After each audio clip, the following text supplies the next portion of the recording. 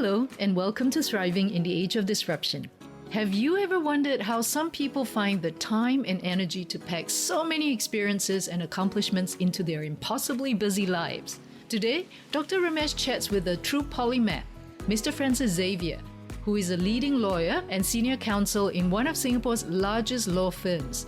Francis recently ranked among Asia's top 15 litigators by Asian Legal Business and Aviation Lawyer of the Year by Global Awards. Interestingly, Francis also taps into his heart to live life to the fullest.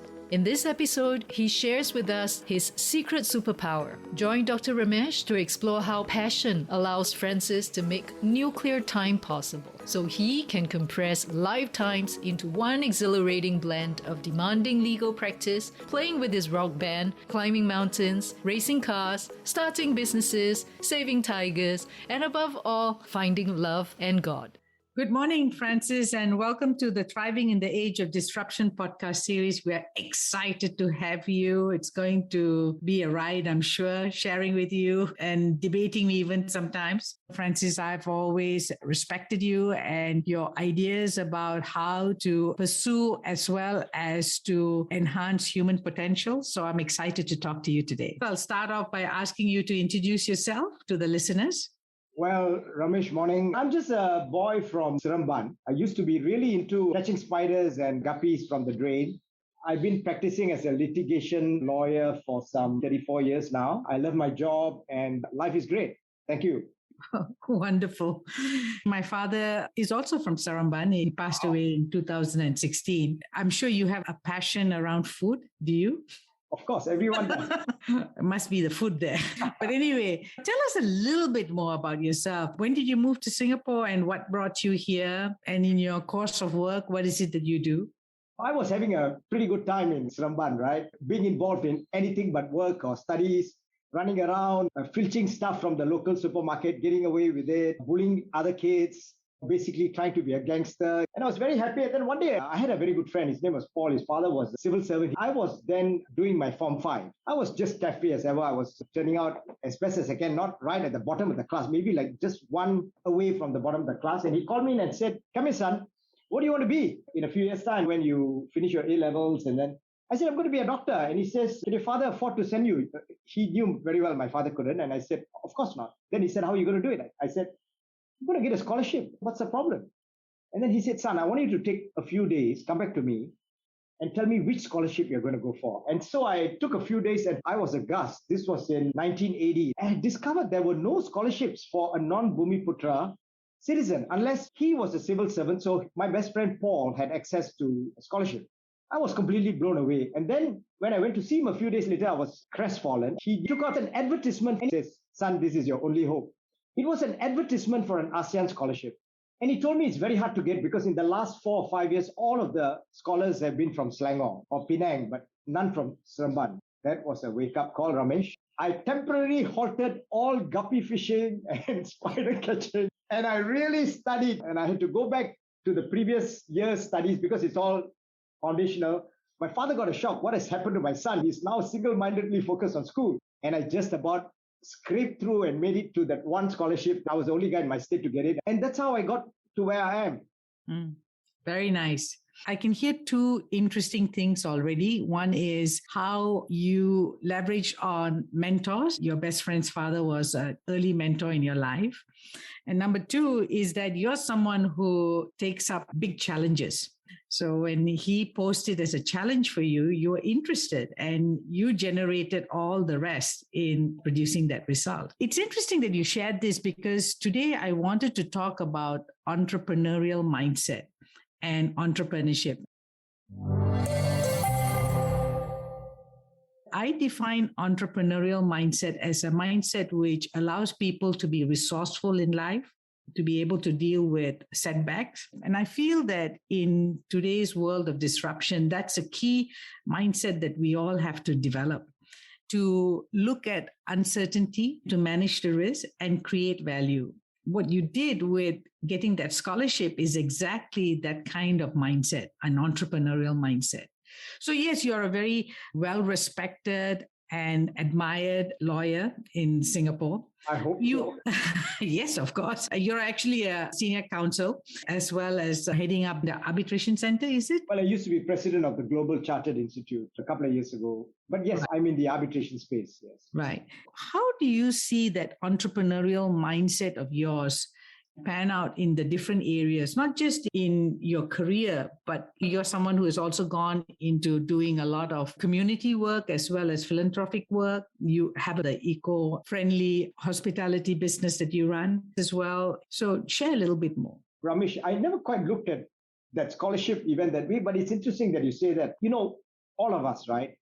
And I'm no exception. I've stumbled many, many times. Looking back on that journey, I think you're quite right. What's at the base of it is what is driving you? What is making your clock tick? What's right next to your heart beating away? And many of us, we are never free of it. It's a question of degree. Many of us are plagued by the demons of self-doubt, of not being good enough, not having enough, of lacking everything that we think is needed to be what we really aspire to be.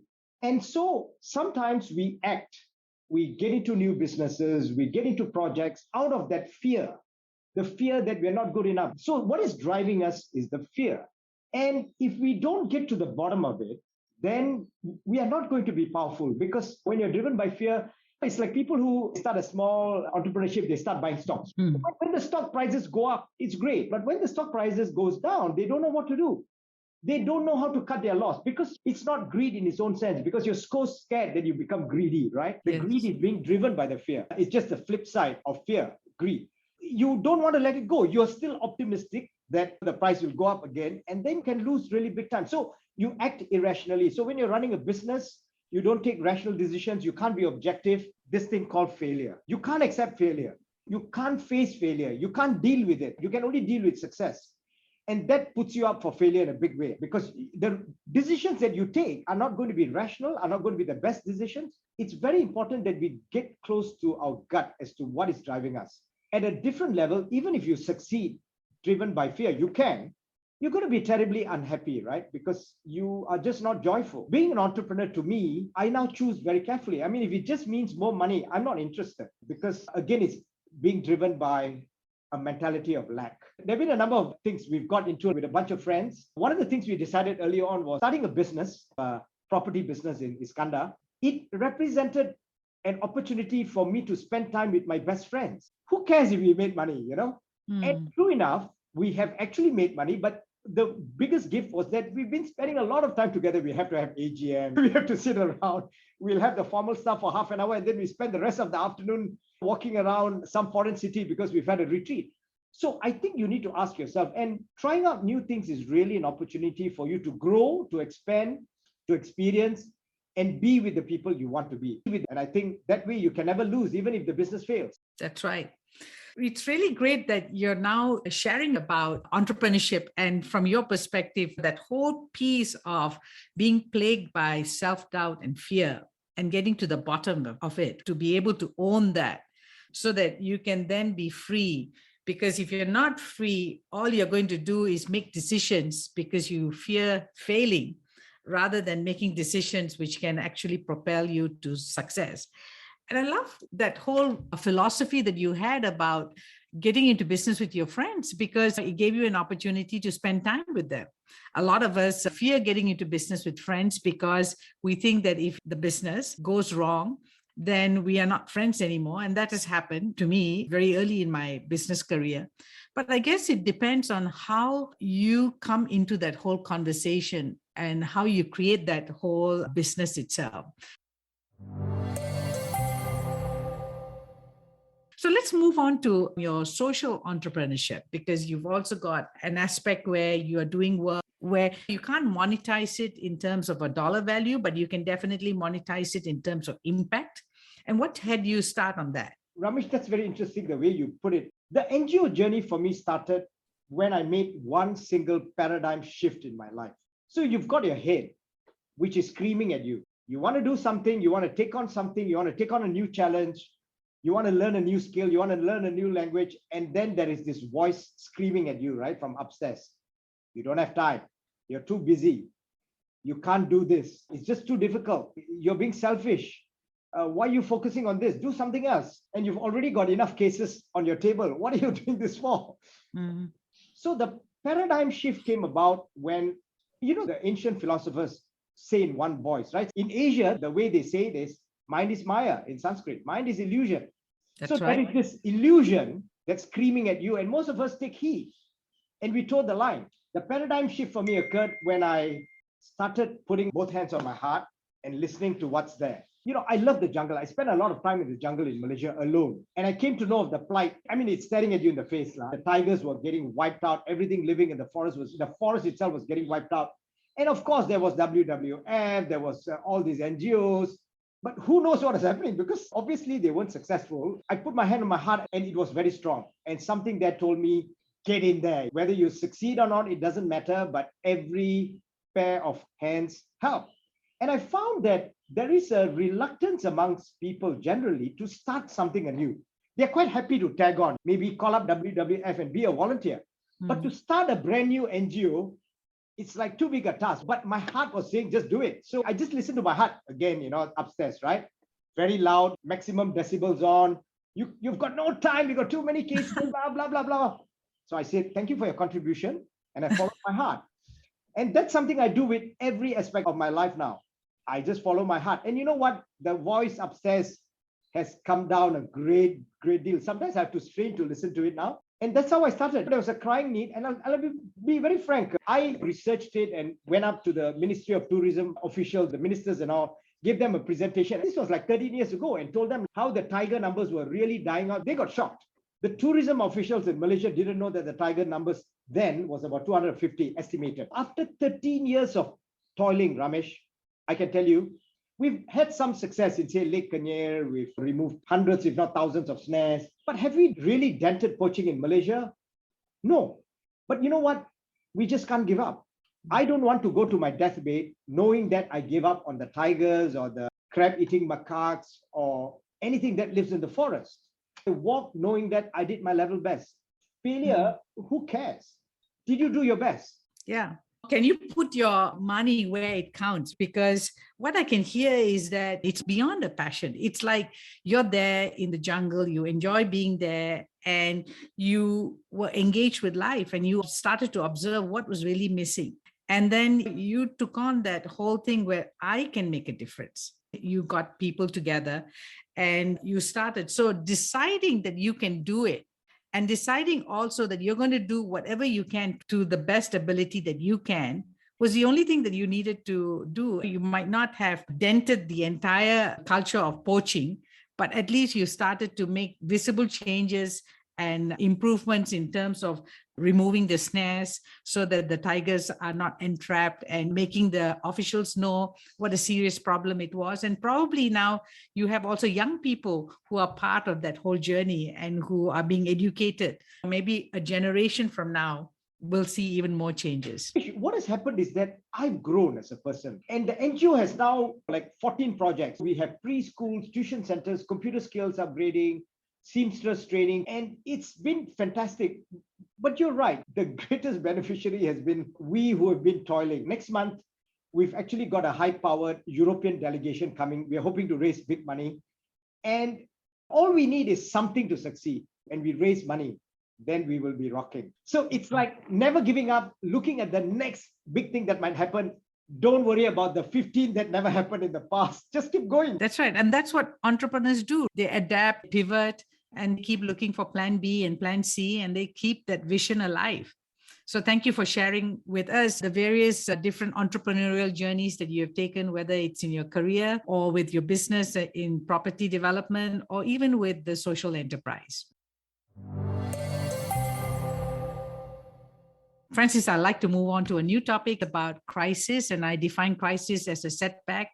And I'm sure you've had to deal with setbacks, but what is it that has you look at a setback in a way that you're not going to give up and to look at moving forward from that moment? Ramesh, I'm sure you have a long list of setbacks. And so I've had my long list. Very recently, just prior to the pandemic, I wanted to help a couple. They were in the car business. And then, some years ago, their car business went bankrupt. And I wanted to help them. They came to me and said, look, now there's a great opportunity for a rental car business. So we started a business. I funded it completely. And just before the pandemic, it went completely belly up. Uber pulled out, and then there was like 600 cars on the island doing nothing because Uber pulled out. So I lost $1 million and more. On the personal side, I've had someone I was in love with betray you. I've had a dear colleague in a previous firm who betrayed me. You have to move on. The first thing is to accept that you can try your best. And sometimes our best is not good enough, right? Because we are imperfect. But even if you were perfect and you could do everything and be right without failing, which we don't, many times we fail because we take the wrong action and all that. Many, many things are beyond your purview, your power, your control. And so you will fail, not because you haven't tried your best. You could have even done better, but it wouldn't have made a difference because others would act in a certain way. The business climate will change. So you will have to accept that. People will let you down. Forgive them, accept it, move on. You need to embrace life. The second thing I think we all come to confront with is when we are hurt, a wall comes up, we shrink. Yes. We become much smaller. And now we are wearing the dark sunglasses and looking around who is going to screw us up next. We are no longer young. So we've learned that that is the perfect recipe for disaster. If you live life with a small mind, with a shrunken mentality. The challenge has been to go to the next person that you fall in love with and to trust them fully and to put your well-being completely in their hands, even though you will never know whether they're going to let you down. But that's the only way that relationship is going to grow and thrive and be great if you are in it completely. So I think the challenge with failure is to go past it and still give it your all. Even though you could fail the second time, somebody could betray you a second time. So what? I'm going to die knowing that I lived fully, embraced fully, trusted fully, loved fully. And you know what? Felt pain fully. The greatest growth, the greatest joy we felt came from a deep pain that we felt in the past. Someone once put it beautifully. The hand of fate that gouges a deep hole in your heart when you get hurt, it's that same deep hole that fills up with so much of joy when you meet it. So there's nothing like it. That's right. I'm completing my book on crisis ready mindset. And I have 4 steps. And I talk about step number 1 being awareness, that you know that you are in a setback situation. Number 2 is actually acceptance. And acceptance is the hardest piece, like you highlighted here, because it's about taking responsibility for that role that you had in that situation and being able to let go and being able to forgive yourself and the other. And the third step I talk about is taking action. And this is where the piece that you pointed out about how when you fail, a wall comes up and you lack the confidence and you don't want to move forward and your world shuts down and it becomes small. But then how do you actually take that action? Because that's the critical moment. Are you going to just stay on the mat being down, or are you going to get back into the fight, into the game? And when you start taking the first action, then you move on to over time into the last step, which I call as actualization, which is that now you've actually created a new future because that whole crisis has become an opportunity to do something new, to embrace life, and most importantly, to learn something about yourself. So thank you for sharing that whole journey that you've taken with all the different crises that you've had. Ramesh, it's a very simple equation. It comes down to the heart paradigm. So, when this girl I was in love with, almost married, broke my heart, you move on and then you fall in love with someone else. You could. One part of you says, I don't want to be hurt again. But you see, at the end of the day, I'm answerable to me. And I ask myself the simple question, when I die, do I want to look back saying I gave this girl that I'm now in love with my all, or was I a bloody coward? And the answer was clear. And so you move on. That's Who right. cares if she breaks my heart? It's okay. In fact, I'll embrace it because that's something I choose. Fortunately, she hasn't, and I hope she'll never will. But who cares? Yeah, that's really great because in some ways, it's almost like you are naive. You're willing for yourself to be out there in the world. And it's okay because that's what you have to do. You have to trust it. I've had my share of crises as well, but I'm happy to trust a new person, a new experience, because I think that's the only thing that we can do to be engaged in life. But I want to talk a little bit about this whole distinction between the heart and the head, and how, despite all the training that you've had as a lawyer to be logical and analytical, you've had over the years the ability to start trusting your heart. I can see a lot of your life and your action, the results are coming from that space, the heart. Yeah, I've always had the love of drumming in my heart. Ever since I was a kid, I'll go to a music store and I'll stare at the drums. But it's too expensive. It's out of reach. But even when I was a busy trial lawyer, I was working like 14, 15 hours a day, and I would dream about learning the drums. And one day I just said, to heck with it. I know it doesn't make sense. I just stopped listening to this screaming head in my voice in my head. I went out and bought a drum set that cost a few $1,000s. You've got no choice. You've got to sign up for lessons. So I signed up for lessons. And one day, many years later, I was a crazy guy who had formed a band called the Illegals. All the performers were lawyers, and we got invited, even though I'm sure our music wasn't great, because people said, hey, this band are all lawyers. Let's see how bad they sound. We got invited to this event where a CC Hospice annual dinner and dance. It may be about 8 years ago, and I was driving back. We had broken our record for raising the most amount of money with one song. We raised something like $250,000 because the current Chief Justice, he was Attorney General then, I had goaded him into singing a song on stage. The Prime Minister was there, Ho Ching was there, a lot of the top ministers, Cho Chi Hen and all were there. And we raised $250,000 because Sundaresh Menon, who was then Attorney General, sang Knocking on Heaven's Door. I called him a few days ago and told him, you better be familiar, because I knew he likes to sing. He sings Delilah in karaoke. So I told him, you better learn the lyrics to this song, Knocking on Heaven's Door. He said, no. I put on the phone quickly, and on that day we ambushed him. Fortunately, he was familiar with the lyrics. He came up and gamely sang. That journey started because I listened to my heart. And you know what? Being a drummer made me a better lawyer, because I had to learn how to segregate my limbs to work independently. That actually created different pathways in my brain. I don't know how to explain it, but my speed, my computer speed, doubled, trebled, quadrupled because of my drumming. When I could work on polyrhythmic harmonies, where I could split my brain into four. I still haven't got to four, split to two. Like when you're playing piano, you've got to split your brain into, your bass is, your leg is doing a tempo, right? And then when I had to split it into three, because maybe my left leg was doing a special offbeat and my left hand will be doing a clave. And every time I broke through that polyharmonic hurdle, I realized that my reading speed, my comprehension speed jumped up. It was like getting an upgrade for my computer. So strangely, being a better drummer made me a better lawyer. It's amazing, Ramesh. And freed up time for me to do other things in life. It's crazy. I would never have known this. That's right. So you followed your heart and discovered that you were able to improve the processing speed of your head. This whole thing about following the heart versus being somebody who is very much coming from the head space. The bottom line is you kept practicing that, and it got validated that it was the right thing to do. And so you could trust yourself 100%. Would that be accurate?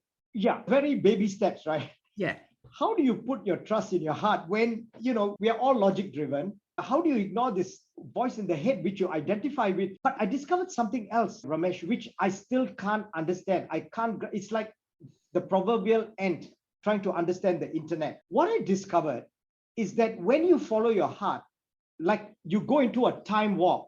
Yes. And then I can't understand the 24 hours anymore, because I now have so many boxes being juggled in the air, which it's all heart driven.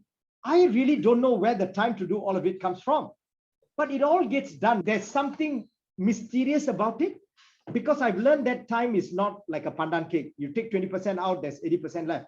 And I think the experience of it, the only way I can explain it. So right now, Ramesh, everything that comes onto my table or in front of me, if my heart says yes, I will do it. I'll never say a no.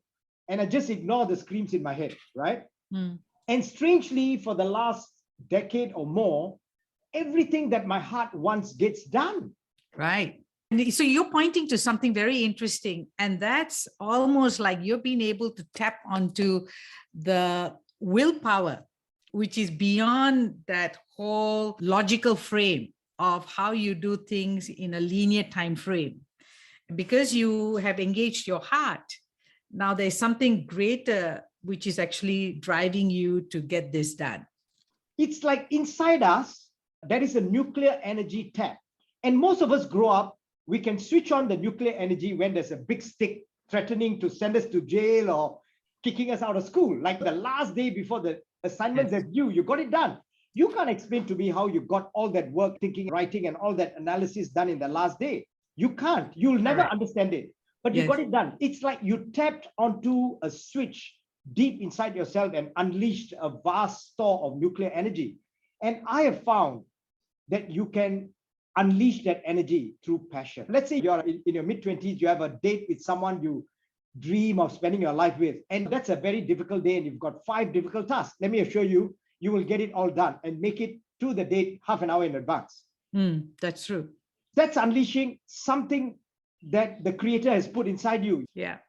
So we are tapping into a conversation here, which is really exciting. And it's about that human potential, what each one of us actually owns beyond the technology, beyond the education, that if we can engage our heart and tap into that inner willpower, so to speak, we can make things happen. And it requires you, Ramesh, to be unstoppable, to be so single-minded. The mind will say there's a brick wall in front of you and you'll say, I'm going to keep going until my nose caves in. And then you'll find, lo and behold, there's no wall. It was all a construct of your mind. In order to follow your heart fully, you need to ignore all the screaming voices of self-doubt, anything that will hold you back. That's what a lot of people can learn, right? This would be your advice to young people to start following their heart. Right. 100%.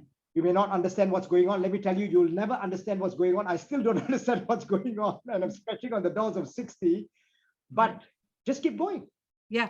But the only danger I can see is that if you follow your heart for some financial or material pursuit, that's where you sort of trip up because it's a different ball game. It's not driven by the passion. Can money just be your passion? The challenge, Ramesh, is that are you listening to your heart properly? Many of us are out of touch with the heart. Many people I meet, I ask them a single question. If there's one thing you want to do before you die, what would it be? And most people will like, I need to think about it, not sure. You know, and that's crazy. You're just out of touch with yourself. I don't think the heart is capable of greed in the sense of, I want this because I fear lack, you know? Yes. That's really the language of the mind. Yes. Oh, that's really great as a distinction.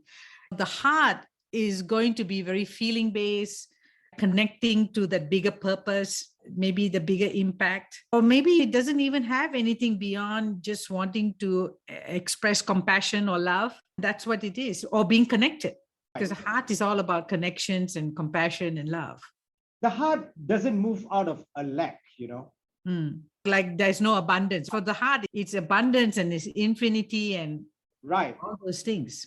Distinguishing the voice of the head and the heart is actually a big journey. All the philosophers say the biggest journey you will ever make is not to the North Pole or to the Himalayas to climb an 8,000er, but just inwards into yourself.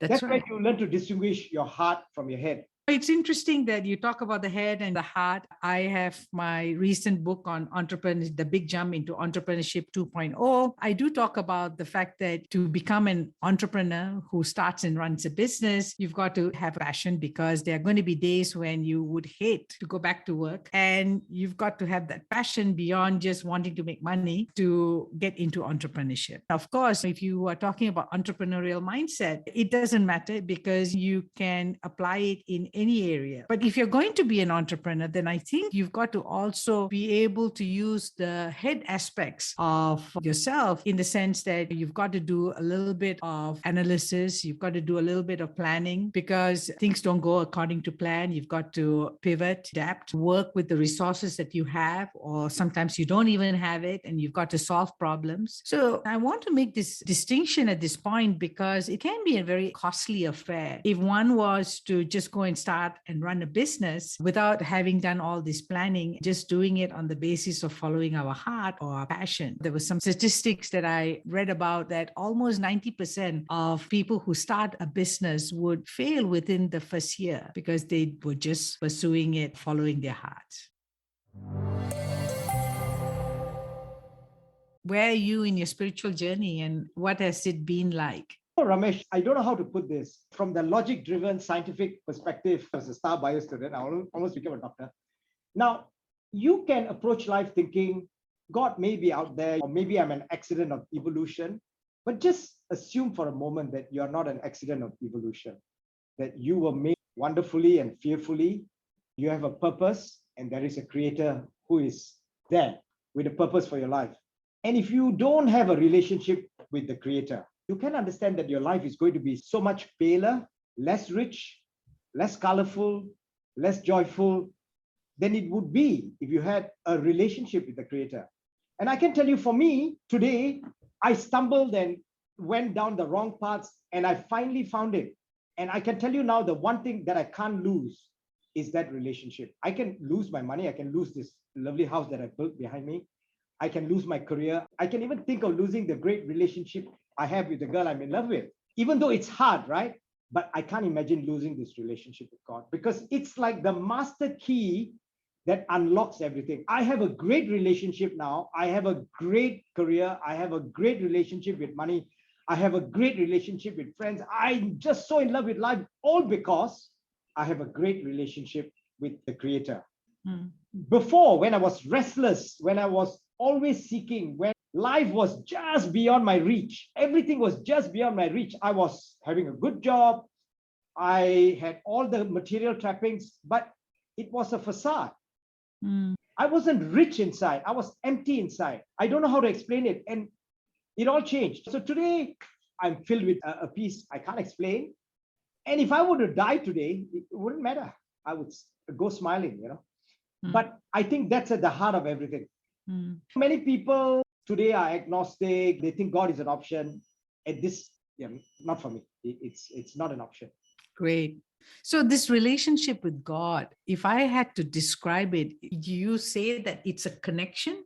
Like that now you have this connection where you can communicate, or you can be reminded, or you know that there is God. And before you might have known it, but you didn't engage and connect. Would that be the difference? So if you entertain for a moment the thought that there is light, there is good, there is light, there is God, then you also have to accept that there is darkness. There are demons. There is the kingdom of the filth of darkness. And so if you accept that for a moment, then you will know that the job of the dark kingdom is to deceive you, is to suck you down the wrong paths. So they will have messages like, don't worry, all roads lead to God. But it is the path down a dark hole. So it was only when I learned to separate the wheat from the chaff that I could stay away from the tendrils of darkness. And that's when I got closer to God and found him. Because if you're deceived and you're going down a dark rabbit hole, you will never experience God, because you're down the wrong path and you've been deceived. But once you find God, it's amazing. Before, people used to tell me, some people who are close to God tell me they prayed and they were told this, and they'll come and tell me, for you, you need to do this. And I did that. And I'm like, hey, does God have a DID? I also want to understand it. Yeah. So, and now you have your DID with God. Right. It's corny, but yes. I'm sometimes told, call this guy now. And then, wow, amazing things happen. Yeah. Great. Before we move on to the next topic, I want to ask you a question. You talked about if you died today, you would be happy, you would be filled with peace, right? Because you're connected. So now, what is that one thing that you may want to do before you die? Ramesh, when I followed my heart, the movie, The Bucket List? So I had my bucket list years before they came out with this movie. So when I followed my heart, every year I'll have 1, 2, 3 items on my bucket list. Typically now I have 8 items. Oh, wow. So I have been feverishly knocking out, like climbing an 8,000, diving with the bull sharks in the Bengal Lagoon in Fiji. And believe you me, Ramesh, this shouldn't be on most people's bucket list. Climbing a live volcano as it is erupting. Wow. Going to the southernmost tip and climbing in the Terra del Fuego, spending days with the silverback gorillas in the wild. I've ticked all of that off. Now, I still have things which has been interrupted by the pandemic, by the way, thanks to the pandemic. Climbing this volcano in the Democratic Republic of Congo. Yeah, I'm crazy about volcanoes. Climbing down this shield volcano, Eta Ale in Ethiopia, which has a permanent lava lake. Having a boa constrictor as a pet. They are all still on my list. I realized that so long as you keep fulfilling your dreams, it doesn't matter if some of them you don't fulfill, because you're in a state where you're so alive that nothing matters anymore. I think, Ramesh, you'd be an expert on this, not having a sometime conversation about all the things you love to do. Yeah. So maybe what you're saying is that it's not that one thing that you have to do or even the things that you want to pursue. It's just giving your 100% in whatever that you are doing right now. Right? Awesome. So is it possible to live a simple life? I think the life that we have, we are bombarded by marketing. That's true. So a simple life, I think, for me, represents clearing of physical clutter. We use 20% or 15% of our clothes 80 or 90% of the time. So we are filled with so much of clutter. We are bogged down by clutter. Then we have the mental clutter. And this is something that I'm battling with, right? So recently I made a discovery, Ramesh. Yes. Let's talk about time clutter. I realized I wanted to do so many things and I was constantly struggling. I'll finish a day and I'm like, rats, I didn't get into my studio to practice this song. We have a performance coming up. My band, we're performing this song called Venus, new song that the band chose. And last night when I went to sleep, I didn't have time to practice that song. Or I didn't get a chance to read a chapter of this book that I'm wanting to read, Life Force by Tony Robbins, for instance. And we are constantly trying to make time. But the thing is this, there are many, many things that we do that suck up our time. So I realized one big thing. I fell in love with this series in Netflix. And I realized I was sacrificing on average 2 hours a day of valuable, precious, irreplaceable time on Netflix, Prime Video, on Disney, watching all sorts of serials. And I've now cut it. For 2 weeks, I've cut it. And you know what? Magically, I'm reading my books. I'm practicing my drums. I'm still struggling because there's so much that I still want to do. But all of a sudden, the time has expanded. We have these stories, right? I really need to watch Netflix to clear my head after all those law cases. But it's killing you. It's robbing you of real life, of all the things that you need to be doing, experiencing, feeling. That's an interesting way of looking at time. I remember growing up in my early teens, my mother would have a TV at home for 6 months and then she will send the TV off and the four of us would have no TV for entertainment for 1 year at least. And then the TV will come back. And it was in those months that we learned actually to pick up other hobbies and to do things that we didn't normally want to do when the TV was at home. And so today, you're right, I have a kind of a detached relationship with the TV because if it is there, then I might switch it on, but I can do away without watching something. Great. That's a discipline. So we can have a simple life and it starts with decluttering our physical, our mental, and maybe even our time spaces. You need to distill your life into a couple of things that you're touched on. One of the things that drives me that I learned from my parents, from my dad in particular, was always put people first. That has helped me make life very simple. You know, when I'm doing a case and I get really upset with my opposing counsel, I'm reminded, put people first. And I will then act as best as I can, even though I'm upset, I'm angry, out of respect and honor for my learned counsel or opposing counsel, even though I want to tear his eyeballs out. And so life has become a lot simpler that way. So in some ways, this is almost like the core values, right? Right. You use that to simplify your life, to make decisions, and to live your life. And that is always put people first. Is there anything that you sort of regret having done in the past? Ramesh, I've not regretted every person that I wanted to meet that I walked up to and got slapped in the face. I don't regret it.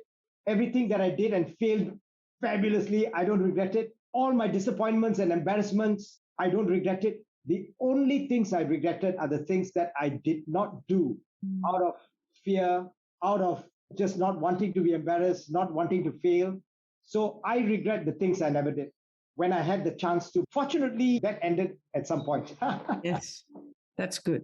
And how would you describe thriving? One speaks about the spokes of a wheel. I think you need to watch out for everything. I see a lot of colleagues, a lot of dear friends who are so successful, and so they are materially well endowed. They take care of the family. They put everyone first, but they are right at the bottom of the list, if at all, And so they neglect their own needs. They're running on empty. How can you be serving others if you're running on empty? I find a lot of people don't thrive to the extent that they can because they are not, you don't look at them and say, wow, you're a ball of fire. So at some level, the mitochondrial output is limited. God made them a 650 horsepower car, but their output now is 110 horsepower at most when they push themselves. So that's a pity. So I'm a vegan today because I've tested it out with my own body, and my mitochondrial output is tremendous. So if you give me a bike now, I can cycle 160 kilometers.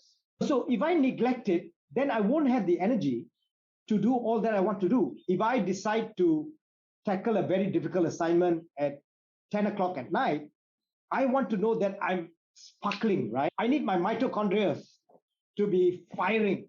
So I think thriving means you look after yourself in every aspect. Your heart says, I really want to do that Silk Road trip. And you might think, look, that's being very selfish, but it's not. There's a reason why your heart is screaming at you to do it. And when you do it and when you come back, you're so powerful that you can help so many people and help yourself.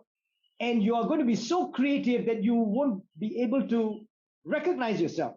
So thriving means, I think, taking care of yourself at a level where most people don't. Sometimes you're unstoppable in your career, in serving your spouse, in serving your kids, but you completely neglect yourself. That's right. The two things that you talked about was don't run on empty for yourself. And more importantly, whatever that you want to do, test it out. Try it out. Right. Why not? Right. It's easy to say, oh my God, I want to do this Silk Road, but because I got to do this at work and do this for my wife and for my kids, I can't. Go past that wall. Ask yourself, how am I going to get the Silk Road trip done in style and yet get this case done with aplomb and yet fulfill all of my wife's and my kids' needs? That's right. I think Purani is going to drop you an email to ask you how to do that. She's been talking about doing that for years now. I should, as a boss, encourage her to take that trip. Okay, it's been so inspiring listening to you provide us some alternative ways to think about our life, success, and crisis. I've enjoyed having you here. I've learned something. Thank you so much, Francis. Thank you, Ramesh. You are a walking epitome of all that I've spoken about. I've learned many things from you in the past. So I've been very happy to be here. Thank you for giving me the opportunity. God bless you. Thank you. Thank you, Dr. Ramesh and Francis, for the inspiring reminder that we might all be capable of powers we've never dreamt possible. That each of us can listen to our hearts and tap into a special source of energy to become unstoppable. Next up, Dr. Ramesh chats with another unstoppable individual, Vietnamese elite athlete Miss Tann Vu. Congratulations to Tann, who has become the world champion and first Vietnamese to win the Swiss Ultra Deca Triathlon, the toughest competition on the planet. In Switzerland this August, Tann was swimming, cycling, and running for over 300 hours, covering a total distance of more than 2,000 kilometers, which is 10 times the triathlon long distance, or further than the distance from Singapore to Ho Chi Minh City in Vietnam. So be sure to join us again here on our next Thriving in the Age of Disruption podcast episode to hear directly from Tann on what pushes her to top global level in these superhuman endurance sports.